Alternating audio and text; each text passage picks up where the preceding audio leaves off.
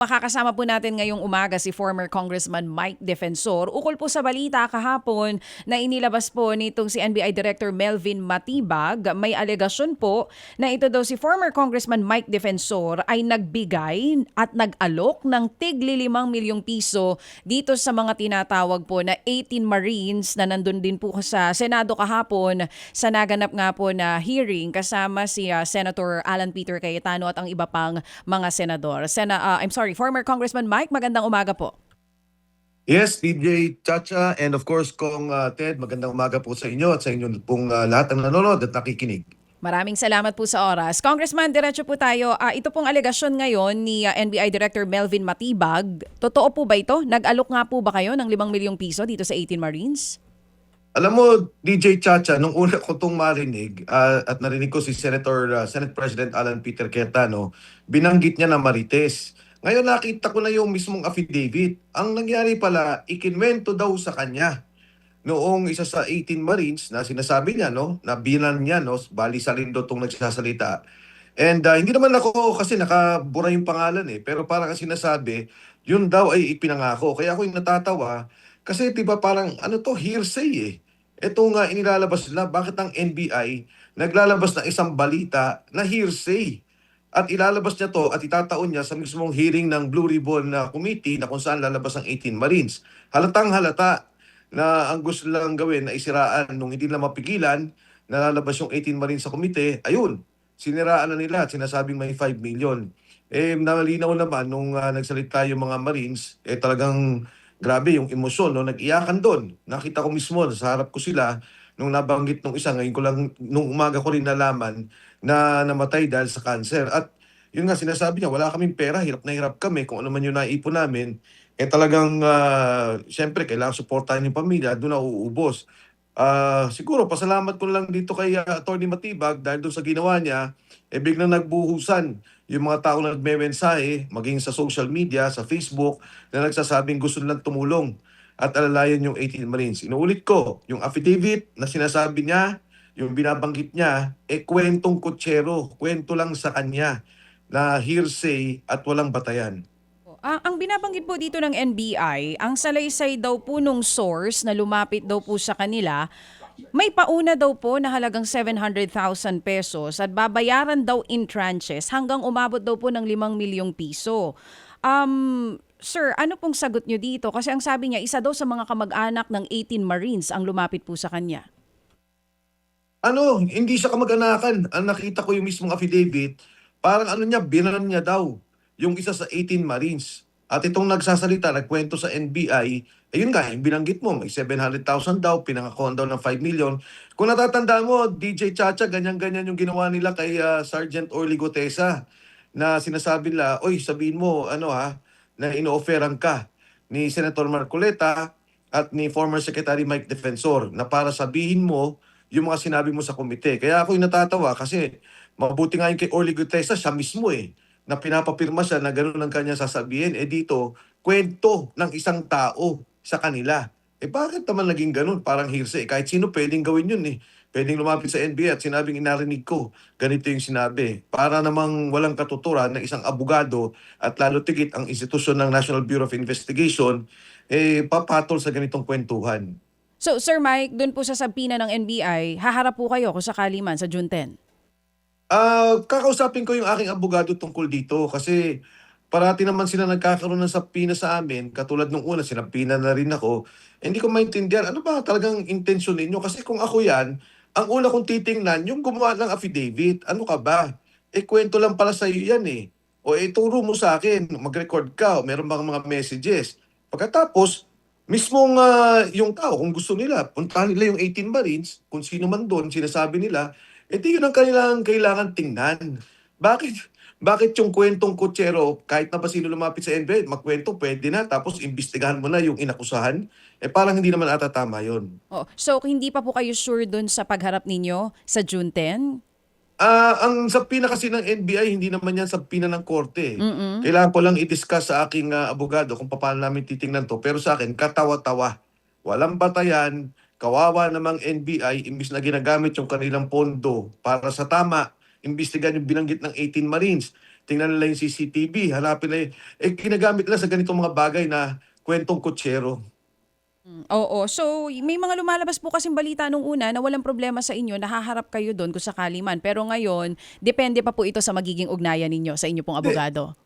hindi ako natatakot na umarap, Mhm. except nung nakita ko nga yung mismong affidavit, para naman bakit gano'n? 'Di ba, parang ba't nila bibigyan ng halaga yung gano'n, at ako bilang sinasabihan na tinuturo ako, parang double hearsay na para sa akin yung gano'ng kwento. Parang ang hirap naman patulan. Pero bagamat gano'n, wala yan, hindi ako natatakot diyan, walang ibig sabihin yang kasong yan.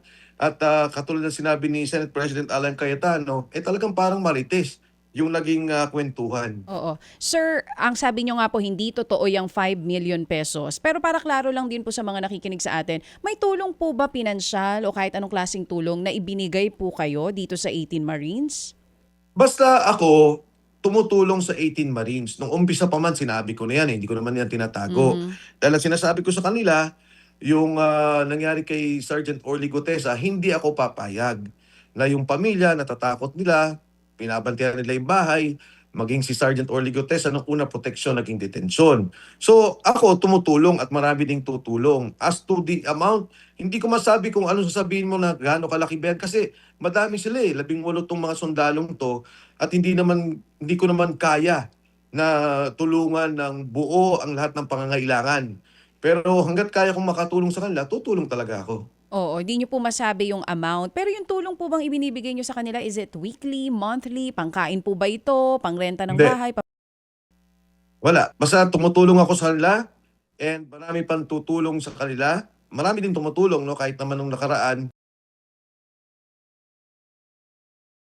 At yung mga nakikinig po, yung mga nanonood, iniisip pa ho namin papaano gagawa ng isang pondo para sa kanila, para kung sino yung gustong mag-donate at umalalay dun sa 18 Marines ay welcome po. Maraming mga nagsi-signify na sila mismo magre-raise ng pondo Mhm. para maalalayan yung 18 Marines. Oo. Kung Mike, tama nga no, nung huling namin kayong kausap ni Manong Ted, nabanggit nyo na rin po yan na talagang kayo very honest and open na tumutulong naman talaga kayo dito sa 18 Marines sa ito dahil naniniwala kayo sa kanilang ipinaglalaban. Kung di na po natin maalala kung gano'n na, kung anumang halaga yung naibigay na, kailan po yung huli na nagbigay kayo ng financial help sa kanila?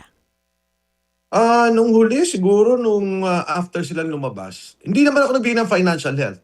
Inalalayan ko sila, in fact nakita nga pa nga yung kotse ko dun, yun nga yung naging batehan dun sa NBI. And, kahit papaano yung mga ilang kasama na ako yung nag-o-organize kung papaano sila magtatago, kung papaano sila kahit yung pang-araw-araw na pangangailangan na nakaalalay kami. Hindi lang naman ako yan, ayoko lang sabihin, pero maraming retradong sundalo ang nakaalalay din sa kanila. Oo. Pero sabi niyo po kasi hindi financial help, pero pangangailangan nila sa araw-araw. Paano po ba yung explanation nun, sir? Well, for example, nung mga panahon na yon, siyempre kakain din yung mga tao, nakaalalay ka, 'di ba? Kung ano yung mabibigay mo sa kanila, kung ano yung matutulong, Mhm. kung bigas, kung kailangan nila ng mga ulam. Ito yung mga tulong na patuloy naming, ginagawa dahil nga nagtatago sila, hinahanap sila. Ah, Siguro masasabi ko kahit kahapon 'no, sinusundan sila. So ito yung patuloy na kailangang gawin para maproteksyonan 'tong mga sundalong 'to. Oo. So at least klaro po, hindi financial help. Halimbawa kung kailangan po ng pagkain, bibili kayo at yun ang ibibigay sa kanila. Para hindi makulayan, ganun po ang ginagawa niyo, Basta Kong. kung ano man yung pangangailangan, gagawin namin. Hindi ko masabi na eto lang o ganito lang kasi, Mhm. iba-iba naman, matagal na rin silang nandiyan na nagtatago, matagal na rin naman silang may mga umiikot, gumagalaw. So tuloy-tuloy naman kung ano yung mga pupuwede nating alalay para sa kanila. And you're confident na walang mahahanap na ebidensya po itong sinamatibag tungkol po sa inyo sa pagbibigay nyo ng 5 milyong piso na yan? Alam mo, kahit na magbigay ako ng lagpas pa sa 5 milyon, kahit magbigay ang kahit sinong tao ng pera sa kanila, hindi yun problema. Kunyari kami, pribado ko, o may Mhm. tutulong na pribado sa kanila, hindi yun illegal.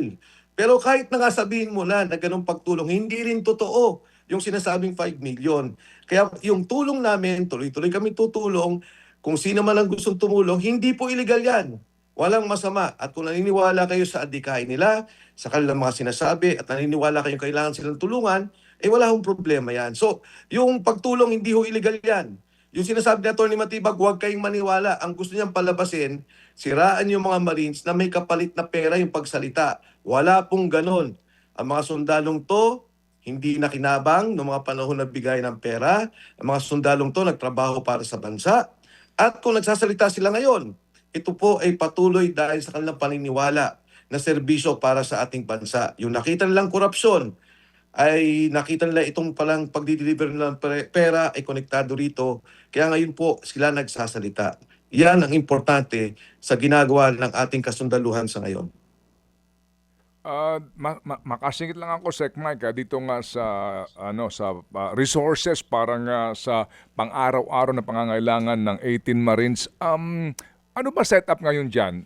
Sila ba ay nag-uuwian sa kanilang bahay o meron silang safe house? Paano ang kanilang gastusin doon? And sino nga ang kanilang saan ang gagaling ang kanilang araw-araw na subsistence? Kung Ted, sa ngayon, siguro ang pinakamasasabi ko lang, hindi isang safe house, umiikot-ikot ang pagtulog nila. May mga umuwi, bumabalik, pero meron silang safe house na iniikot, hindi safe houses na kailangan sila magtago. So mula doon, may mga tumutulong na umaalalay dito sa mga sundalong to. So kasi security question na Ted yung kanilang concern sa ngayon, kaya medyo ingat din ako pati kahapon nung kanilang pagpunta, kung saan magkikita, paano pupunta doon. Kahit ako, limitado yung aking kaalaman. Alam ko lang kung saan kami pwedeng magtagpo para alalayan sila papunta ng Senado. Yung imbitasyon ni Senador Erwin Tulfo para sa kanila on Monday's hearing, may impormasyon ka ba kung sila sisipot? Alam mo Ted, hindi naman natatakot yung 18 Marines na sumipot. Ang tingin ko, ang question lang dito, ano ba talaga itong Blue Ribbon Committee? Ngayon, ako personal, binanggit to ni Atty. Baligot, sabi nga, teka lang, kailangan i-question yung, ito'y internal ng Senado at batay sa kanyang pananaw at sa aking pananaw, malinaw yung ating saligang batas na ang majority makukuha lang nila kung meron silang 13. Sa ngayon, hindi na nakuha. Maging ang Senate Presidency, malinaw naman na ayaw nilang kunin. So, batay doon, ang Blue Ribbon Committee ay dapat talaga si Senator Pia Cayetano at nandyan yung subcommittee na pinapamunuan ni Senator Dante Marcoleta. Ang gagawin namin ngayon, Ted, susulat si Atty. Baligot, dahil hindi naman ako ang imbitado, ang resource person ay si Atty. Baligot at ang 18 Marines, na kay Senate President Alan Cayetano.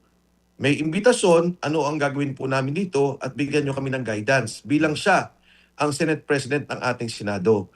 So, yan, Ted, ang isang confusion dyan. Ngayon, kung pagharap, wala kaming problema In fact, maganda nga, magharapan talaga, no? Kung talagang gusto nila, let's say, lahat, magkita-kita sila sa isang, sa Senado, pupunta ang 18 Marines, at talagang kung gusto nilang tanungin. Kasi kung gusto nila talagang ilabas yung mga issue tungkol dito, willing umarap ang 18 Marines. Sige. So, kumbaga, to dissect itong sagot mo, Sec Mike, nangangahulugan na mukhang hindi sisipot kasi you do not honor itong legitimacy ng Gatchalian acting Senate presidency. Parang ganun ang dating. Kasi nga, yun, sa paliwanag mo, mukhang hindi kayo sisipot.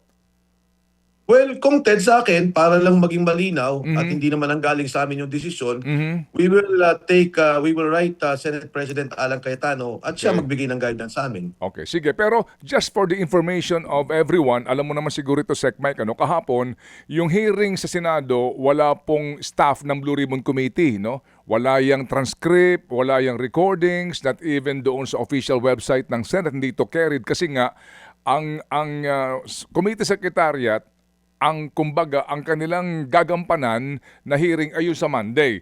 Yan ay palatandaan na yung sa Monday, ang official per record of the Senate, ito, impartial lang ito. Yes. Kasi kahapon, walang record yun, Walang record yun kasi nga hindi siya considered official per Blue Ribbon Committee Secretariat. So yun ang sitwasyon natin ngayon. So kailan kayo magkakaalaman kung sisipot sila sa Monday? Importante rin kasi yan para sa lahat ng tao na nakaabang dito sa hearing na ito kasi nga ironically yung presiding officer sa Monday isa nga sa mga nababanggit ng 18 Marines. Alam mo, Kongten, naawa ako sa mga staff ng Senado kahit kahapon. Kasi ang laki nga nung kaguluhan eh. Alam mo, pagdating namin doon, actually nauna yung 18 Marines, nakalusot kagad sila. Tapos sabi ko, pwede ba ako mag-restroom doon sa second floor? Di ba, Kongten, nandun yung banyo.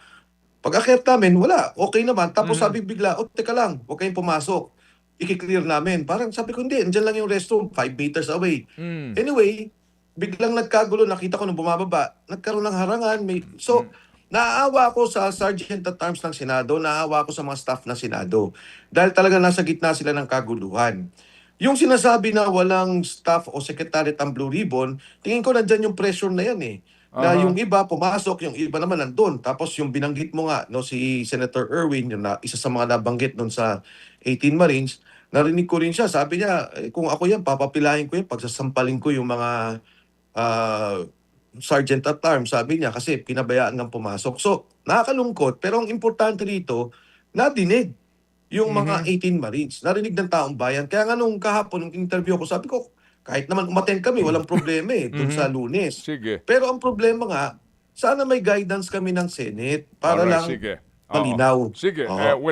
Kaninyo, importante, narinig yung 18 Marines. Puntahan na natin tong hearing kahapon. Una, ano reaksyon mo doon sa binabanggit ni Kong Pepito Alvarez na ang hinala niya kung bakit nasama yung pangalan niya doon sa umunit tumanggap na mali-malitang pera dahil nga sa ikaw ay ang iyong tauhan daw lumapit sa kanya para i-endorse yung impeachment ni Marcos Jr. at hindi siya pumayag kaya gano'n na nangyari. Well, una, Kong Ted, si Congressman Pepito Alvarez, kaibigan ko rin naman yan. Wala kaming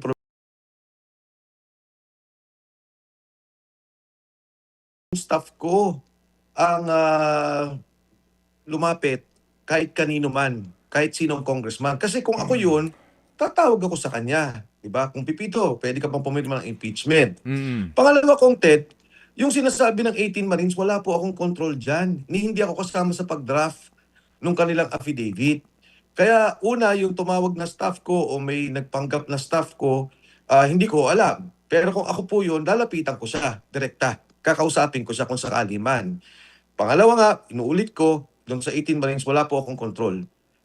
Marami tayo kong TED na mga congressman, congresswoman na nabanggit doon. Yung iba tumatawag din sa akin, pero wala akong andun eh. Sa 18 Marines po yun. Sa kanila po nang galing yun at dinraft nila yan kasama si Attorney Baligod. Ang critical po dyan, I would think, ay si Speaker Martin Romualdez at si Saldico. Ano Yes. ba yung mga bigayan na yun? Yes. Sino ba yung mga yun at ano yung sirkumstansya? Okay. Yung nga din po mamaya, tutunghayan ko yung mga naging pahayag ni Zaldico at yung kanyang mga informasyon na tugma naman. Oo, sana nga kay Gutesa. Yung, kasi ang binanggit ni Zaldico, malinaw sa kanyang 3 episode ng kanyang paglantad ay yung pangalan ni Orly Gutesa. Nasaan ba si Gutesa ngayon? Kung Ted, siguro maganda ngayon kasi mga 2 weeks ago nakatanggap ako ng impormasyon Aha. na okay na naman siya. Okay siya. Meaning na, paano meaning na okay na siya?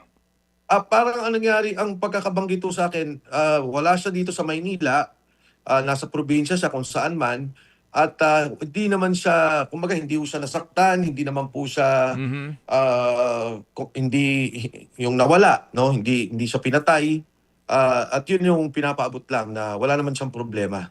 Okay. Hindi, well, anyway. Kong Mike, Sec Mike, ito lang kasing sinasabi mo na wala kang control, no? Dito sa mga affidavit nitong 18 Marines at si Attorney Baligod ang kanilang kausap dito. As far as you know, nakailan na ba silang affidavit? Isa lang po. Isa lang po. Okay. Isa lang ang kanilang affidavit. If you also remember, nung una namin makapanayam si Attorney Baligod noong Pebrero 26, kasama din to ng mga panahon na ikinakapanayam namin. At kami nga po natawag din sa kanya nga sana nga po mapagbigyan sa panibagong panayam. Kasi doon sa una kong panayam sa kanya, inamin niya na kasi nagtanong ako sa kanya, bakit nasama dito si Leila de Lima sa listahan ng mga tumanggap daw ng maleta sa HOR. And that time, hindi naman siya congresswoman at et cetera, et cetera. Ang sinabi niya sa akin on record ito na It is my error, sabi niya. Sa akin yun kasi sinama ko, sabi niya, yung pangalan ni Ginang De Lima. So tinanong ko siya, bakit ka ako, ikaw lang ang nagkusa naglagay doon kung hindi naman kinekwento yan ng 18 Marines? Yun ang aming napagdiskusyonan. Anyway, so sabi ko nga sa kanya, may mali kasi sa isa. Baka sabihin ng iba, dahil may mali sa isa, baka marami ng mali dyan. So ang tanong namin ngayon, Sec Mike, paano tatangkilikin ng mga mamamayan kung babasahin natin yung mga affidavit na inilabas din at ibinigay sa media nila Ginoong Baligod noong unang press conference nyo na may mga pangalan nga dito. Halimbawa, basta, I beg for your indulgence, Sec Mike, para lang maliwanag mo. Okay, letter number 8 ito, no, sa page 14. Ang sabi po dito, number 43, marami kaming mga nasaksihan na mga mambabatas na nabigyan ng mga pera na nakasilid sa expandable envelopes, paper bags o maleta, ngunit hindi naming alam ang kanilang mga pangalan pero pamilyar ang kanilang mga mukha. Sa ngayon ay ang mga sumusunod na mga mambabatas ang aming naaalala na delivera ng pera dahil natatandaan namin ang kanilang mga pangalan. Letter A, kami, Gumban, Laroder, Bolotante, Orbilio, Galapon at Tube. Ito yung laging maraming kasama daw siya doon sa deliveran. Okay. Kasama si Saldico ay nag-deliver ng 4 na iba't ibang laki ng maleta kay Senador Chis Escudero. Nandito rin yung address. Pangalawa, letter B, kasama dito si Mark Tiksay daw naman, etc. kay Senator Erwin Tulfo. Letter C, Senator Loren Ligarda. Letter D, Senator Bong Revilla. Letter E, Senator Tito Soto. And letter F, Mark Villar na secretary noon ng DPWH. Pero kahapon, wala na yung mga pangalan ni Villar, ni Escudero, at ni Loren Ligarda at ni Bong Revilla. Anong paliwanag kaya doon? Well, una sa lahat, Kong Ted, sagutin ko muna kay Laila de Lima kasi nung binanggit yan, tama yung binanggit nyo, Kong Ted, naging mainit na issue. So ako naman, wala naman akong, hindi dahil na ikaklaro ko yun, pero tinanong ko sila. Sabi ko sa kanila, ano ba itong kay Laila, hindi ko naintindihan. Una, tama yung binanggit mo yung kay Atty. Levy Baligod na ilagay niya na Kong kasi nga daw, congresswoman at the time nung ginawa nila yung affidavit. Pero nung tinanong ko yung mga sundalo tungkol sa mismong pagbibigay, ang nakwento nila sa akin, sabi nila hindi nga lang po isang beses kasi po ganito yung mga mangyayari, ganito yung sirkumstansya, pati yung kotse, dinescribe nila. Sabi ko, ganun ba? Sa townhomes ang binanggit. Sabi ko, paano nyo nalaman? Sir, kami nagdadala ng mga paper bag. Pagkatapos, iiwan namin doon, mag-uusap sila. Paglabas, yun, dala-dala na. Tapos magpapasok ulit sila. So parang ganun yung nagiging sistema. Pagdating doon sa nabanggit mo kong 10 na mga senador, kasi nga naman, ang nangyari kahapon, wala naman sila doon. So yung mga nagtatanong, ang tinanong, 2 tao. Yung kay Senator Tito Soto at yung kay Senador Erwin Tulfo. Kaya yun yung mga lumabas. Kaya nga si Senate President Alan Cayetano binabanggit, oy, pumunta kayo dito. Makibahagi kayo, magsalita kayo. And I would think, kung gusto nilang magpunta doon, magtanong, wala namang problema. Nagkataon, itong dalawa talaga ang napuntirya. Kasi kung napapansin mo naman, Kong Ted, yung naging flow nung discussion, ito binanggit nyo sa ICC, ano ba yung nangyari dyan? O kay Trillanes, parang naging ganun eh. So yung mga komite ang may control doon sa mga pagtatanong, batay dyan sa affidavit na binabasa mo, Kong Ted. Okay, sige. So, sinasabi mo ngayon, Sec Mike, na hindi nagbabago ang statement ng 18 Marines na ito doon sa kanilang salaysay concerning itong mga individual na ito, Escudero, Loren Ligarda, Bong Revilla, at maging kay Mark Villar. Ang mangyayari dyan, Kong Ted, batay na rin sa guidance na committee, gumawa kayo ng individual affidavit.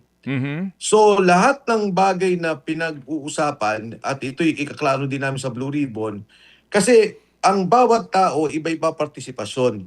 Pwede siyang nag-deliver sa congressman, sa senador, sa ICC, kung ano man. O pwede namang isang topic. Etong ICC, ano ba yung nangyari? Okay. Kay Speaker Martin Romualdez, sino ba yung mga nag-deliver? Ano ba yung nangyari? Yun ang gagawing individual affidavit, Kong Ted. Batay doon sa narinig ko na Okay. guidance ng Blue Ribbon Committee. Alright, sige. So, yung mga pagkakadawit, kasi nga gusto rin namin makapanayam, again Attorney Baligod, kung nanonood po kayo ngayon sa amin, kami po Opo. itatawag din po sa inyo para nga mas mainam po na kayo rin po makasagot, considering nga ito po yung usaping legal. Pero we're just asking Sec Mike nga sa kanya pong kaalaman so far lamang sa isyong ito. Yung mga question din na sila Arlene Brosas, ito pong sila mismong si si Raul Manuel, no, at itong si former Congresswoman Castro, nadamay sila dito, no. At sinasabi sa HOR din tumanggap ng pera. Yung iba kasi parang ito yung mga nagbibigay ng doubt sa iba, ha, na parang Yes, hindi ka po. panipaniwala. Meron ba sa yung kwento dito? Sino ba mismo, nakita ba mismo yung mga mukha nitong mga dating congressman na ito? Congresswoman na ito? Talaga bang inabot nila yung pera? Ano bang kwento dito? Actually, Kong, yan din yung tanong ko sa kanila, paano nyo nakikita? Kasi pala, Mhm. Kong Ted, ang ginagawa ni Speaker Martin at ni Saldico, Mm-mm. nung sila ay may mag-best friend pa, ang gagawin ni Speaker Martin, bigyan niyo ako ng 20 envelopes, 30 envelopes. So, Okay. ipeprepare yun ni Saldi, Mm-mm. nila Mark Texay, nila Paul Estrada, tapos ihatid ko niya nila, bigyan niyo muna akong 5. Nandun sila mismo, sa lugar na yun. Mm-mm. Kung ano nga yung bigayan, nandun sila. Pagkatapos, dagdagan niyo pa, pengin 5. Oo. So, ito yung, tapos ito pa, Kong Ted, no? Yung townhomes na sinasabi na sa Forbes Park, may bahay din si Saldi ko dun eh. Parang dun yung bagsakan ng pera. Mm-mm. So from there nagdideliveran na ito nga yung nung matanong ko sila tungkol diyan kasi 'di ba Kong Ted, yung iba nagtatanong, ano ba 'to? Sabi ko hindi ko talaga alam. Pero maaaring nung Christmas break, oli kayo punta kayo dito, meron kayong bonus. Uh-huh. So maaaring hindi naman to related din naman sa kontrata o kung anumang project, pero totoong may bigayan at papapatunayan nila. Yung iba, tinanong ko, ba't yung iba kilala nyo, yung iba hindi? Kasi sabi nila, sir, nung kasubsugan ng Quadcom, siyempre nakikita nila yung mga sikat na congressman. Mm. Kasama yung boss nila, nakikipag-usap. So yung iba, hindi nila matandaan. Yung iba, natatandaan talaga nila. Yung kay Orly Gutesa lang, kunyari, Kong Ted, sabi ko, ba't mo alam yung delivery sa Valley Verde na si Kong Eric Yap? Sir, first time ko nakita. Sabi 46 na suitcases. Tapos sabi nga kapon, medyo mali, 52 daw. Sabi niya kasi sir, para dalhin yung ganong karaming pera, first time ko nakita. Kasi tinanong ko, sino ba to? Ay, si Congressman Eric Yap po yan. Ako nga, sabi niya, tinignan daw niya. Sabi niya, ako nga si Congressman Eric Yap. So, ito yung mga, kwento nila na, sa palagay ko, no, kahit tanungin naman sila kung Ted ng sa Blue Ribbon Committee o kung ano man hearing, ganun pa rin yung kwento nila. Normal, walang kagatal-gatal, at malinaw, walang pagtatakip o kung anumang pagsisinungaling. Bakit si Eric Yap hindi nasama dito sa affidavit ng 18 Marines? Kasi, kung Ted, yan yung affidavit ni Sergeant Orly Gutesa. Ang kwento kay Eric Yap, hindi binigyan. Si Eric Yap ang nagdala sa Valley Verde. Nagdala daw siya ng mali, ang dami daw dalawang o 3 bulletproof. Tapos nakita daw binababa at nandun daw mismo si congressman. Kumbaga, Sabi ko, paano mo nalaman? kumbaga nag-remit. Nag-remit, Kong Ted. Yun yung kwento naman doon kay Sergeant Orly Gutesa. Sige. So, Kaya- okay, go ahead. Importante, Kong Ted, alam mo si Mark Texay, si Saldico, at si Paul Estrada kasi hindi lang delivery yung kanila, kundi yung source at Yan nga. pinanggalingan, ano ba yung delivery na yon. Yan nga din ang gusto natin tumbukin dito, by the way, so itong binabanggit mo na nakakausap mo mismo, kasi 18 nga ito, no. Halimbawa, itong si Orbilio at si Galapon, klarong-klaro dito, 2 medium size na maleta, may numero ng address sa Cambridge sa North Forbes Park para kay Loren Legarda.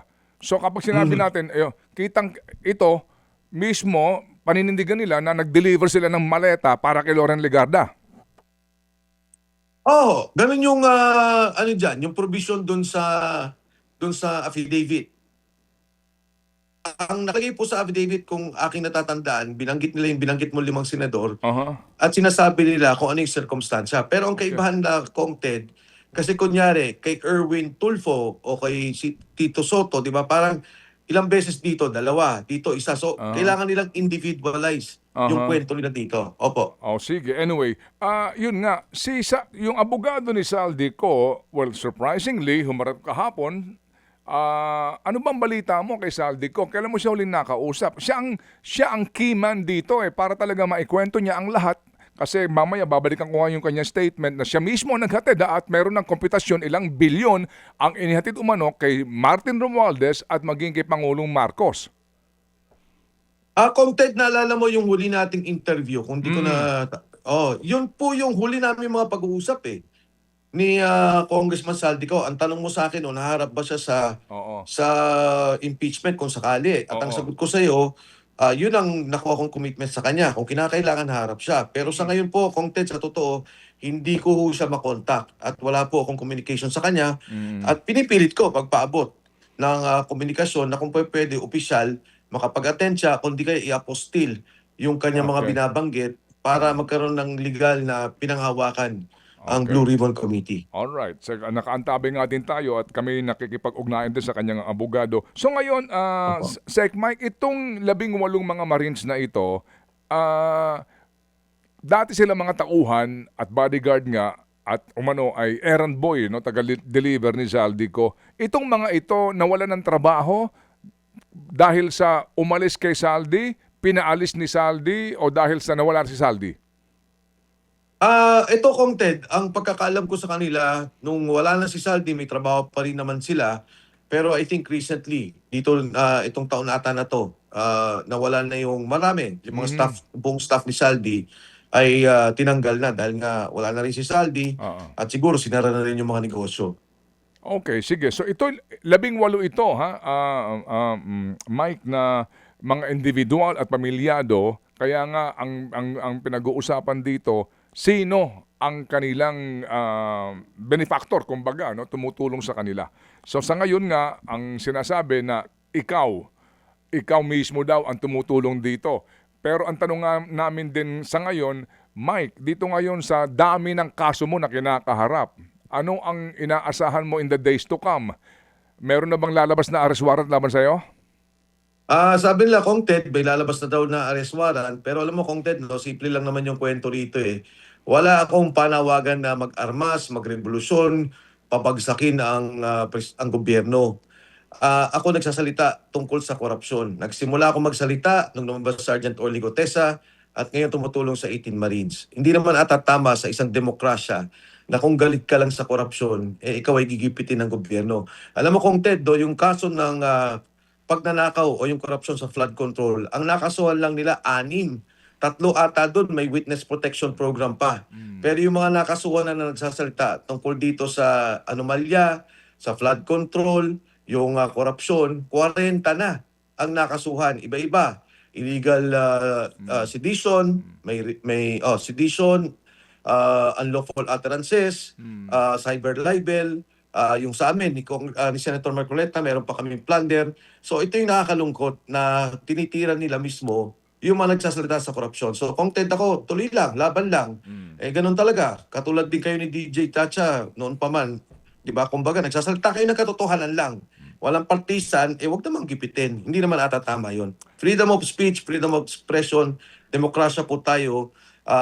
Wag naman pabalikin yung martial law na ginawa ng yung kanyang ama na si Pangulong Ferdinand Marcos. Okay, Sec Mike, salamat sa inyo pong panahon at muli kaming tatawag kung kinakailangan para po sa inyong panig at dito nga po sa mga binabanggit na mga development sa kaso po ng 18 Marines. Salamat po, Sec Mike.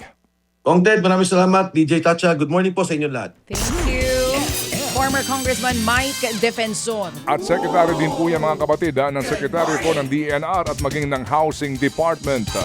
Mga kapatid, patuloy po kayong tumutok sa 105.9 True FM para sa totoong balita, impormasyon, music and entertainment. Mag-subscribe sa aming YouTube channel at podcast at sundan nyo kami sa Facebook, Instagram, X at TikTok sa True Network PH. Bisitahin din po ang aming official website, truefm.ph. At panoorin din kami sa True TV Signal, Channel 19. Kami po ang 105.9 True FM.